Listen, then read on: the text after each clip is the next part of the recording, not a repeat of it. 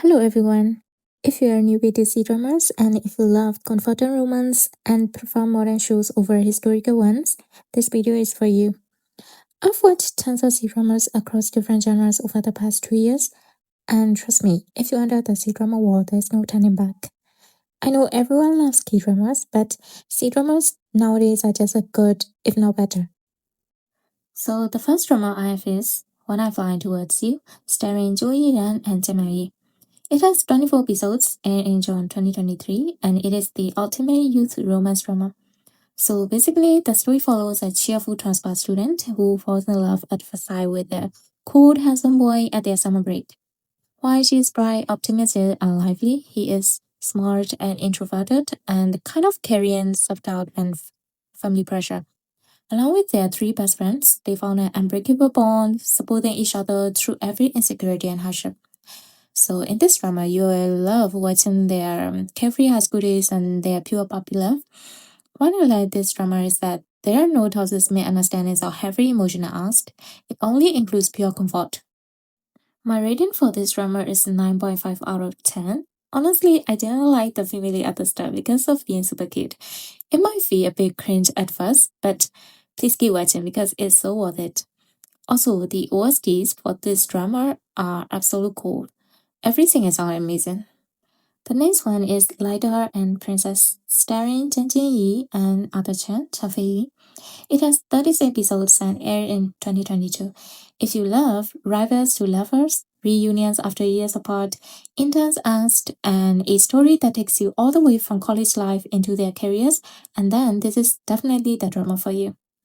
So the storylines on Julian, a hardworking top-tier college student, and Li Xuan, a rebellious blonde-haired boy who happens to be an absolute programming genius. And they start off as rivals who can stand each other, but after joining the same programming team, their endless bickering slowly turns into deep, undeniable feelings. And then a devastating incident happens that forces them apart for years. So when they finally reunite, they must navigate past wounds, heartbreak, and revenge to find their way back to each other.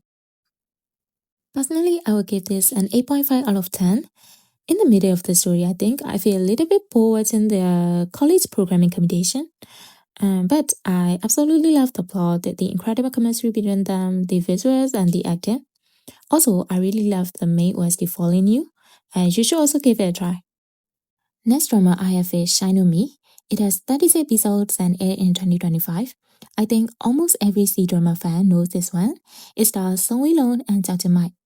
In this drama, our female lead Ne Shi Guan has an unrequited love for Juan Shui, who is our business major classmate in college. After graduation, she enters our family's subsidiary company and meets the general manager Lin Yu-san. So he used to be a ski neurosurgeon, but because of the car accident, he got a permanent hand injury. So that's the story. What I love most about this drama is getting to watch two different love stories in one show, one during college life and another in the workplace. A lot of people complained about the second lead storyline with the female lead, but I actually enjoyed it because one is a one-sided love filled with misunderstandings, pride, and a lack of empathy. The other is a love based on patience, time, and a true understanding. The only thing I disliked was the misunderstanding between the main leads. It dragged on for too long, which is a bit unnecessary, I think. Besides that, everything else was really good and super satisfying. I really enjoy watching it week by week as it is. Overall, I'd rate it 9 out of 10. Next up is Love Between Lines, starring Chen Xinxi and Liu Yishao. It has 20 episodes and aired earlier this year in January. Let me give you a quick summary of the story. Our female lead, Hu Shou, enters a modern mystery VR game set in the Republican era to escape her breakup and life crisis. Inside the game, she meets an NPC actor named Qin Shaoyi. Soon after, they cross paths in the real world, and she discovered that Qin Shaoyi is actually a serious professional architect named Xiao Jiri. Because the drama's initial trailer heavily featured the VR game, a lot of people expected the whole story to revolve around a Republican-era game setting. I thought so too, but in reality, the VR game is just where they first meet and play together a few times. So if you're not a fan of the VR gaming trope, please bear with it until episode 4. After that, the game barely appears. So the main focus of the story is actually toward the architecture fee rather than the game itself.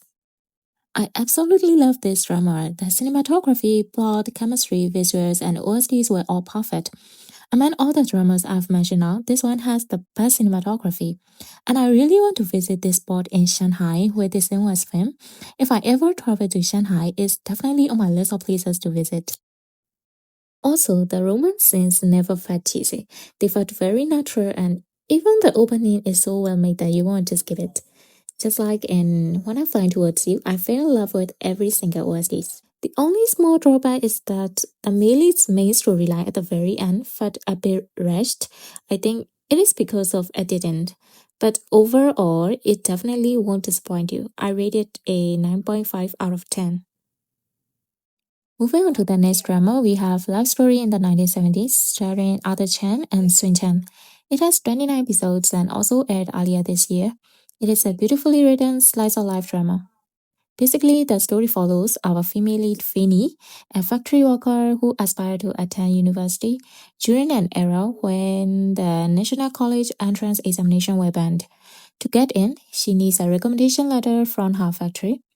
Famuyan is her middle school classmate who became a hero by saving people's lives and got injured. Finny told the initiated to take care of him and wanted to be recommended to college by doing good deeds. So unlike in Lido and Princess, Chanfei character here is optimistic, smart, artistic, and caring, and he's a total green flag here. Another point about Famuya is that during the Cultural Revolution, his parents were sent to work in the fields of some villages, I think a re-educational camp. Famuya's sister Famujen, who is a very complex and conflicting character, she was forced to disown her parents to be allowed to stay in school due to the classification of her parents as the black categories during the Cultural Revolution. In this drama, her complicated love story with Chiha, who is a neurosurgeon, is so intriguing to watch. The second couple is also the reason I love the show. I rate it 9.5 out of 10. When I first started watching this drama, it reminded me of the K-drama When Life Gives You Tangerines. It shares a similar nostalgic one slice of life romance vibe. So next up is Dazzling. It also released this year and has 30 episodes starring Li Yunye and Guan Shangtong as the leads. So the story starts with when Qingye is sent to a small coastal town named Jiajiating due to a family emergency, and she ends up staying with her late mother's close friend, who runs a small barber shop while struggling to pay off a huge debt, and her son Xiumu is a local teen who had to drop out of school and work hard to support his struggling family. So over time, Xinwu and Qingye grew much closer. Eventually, Qingye has to return to her city, but years later, they meet again and finally open up about their true feelings and find their way back to each other. I think the story is very simple, but what makes this drama so special is the warmth, friendliness, and mutual care shared among the families, neighbors, and friends in Jiajiating. It highlights the show very brilliantly, giving viewers such a cozy, lighthearted, and feel-good experience. Another thing I really love is Chinya's character in this drama. I really admire her mindset. No matter where life takes her, she never gives up on her education and is always willing to start from scratch. Her ability to adapt to any environment and continuously work on self-improvement is so inspiring. Plus, Guan Shangtong naturally fits the city girl aesthetic so well. I'd rate it a 9.5 out of 10. My only slight disappointment for this drama is the production team cut out quite a few of their reunion scenes, so I honestly think it would be more complete if it were 32 episodes instead. I also want to share my absolute favorite scene. It is the moment where Chen bumps into Shenwu at the doorway with her cute curly hair. The background was deep by Liu Yinen playing during that moment elevated the scene to a whole new level. I was so obsessed with that scene. On top of that, the dual OST sung by the Tuli is incredible, so I highly recommend giving it a listen. Last but not least is Road to Success. I have so many things to tell for this one. First, my rating for this drama is 10 out of 10. It stars Esther Yi and Chen Jinko and is a recent release sports, youth, comfort, romance drama and it has 32 episodes. So let me tell you a quick summary of the story. Our female lead Lin Wanxin, played by Esther Yi, she was a psychology PhD student at the top university, but unexpectedly returns to her hometown Hongjian and ends up working as a sports equipment custodian at Hongjian No. 8 High School, and then becomes involved with a struggling high school football team. So that football team was completely disbanded after losing their coach and left behind by the school. Next up, our main lead Wan Fa, played by Chen Jinkho. He is a former professional football coach from the UK who is secretly investigating the tragic suicide of his student. When his investigation leads him straight to Lin Wenxin, he approaches her by becoming her tenant. In Road to Success, Lin Wenxin joins forces with Wang Fa to help a football team rediscover their confidence, teamwork, and big dreams. As they navigate through one tournament after another, it's not just the kids who grow, both mentors and the entire team slowly learn to lean on and care for each other.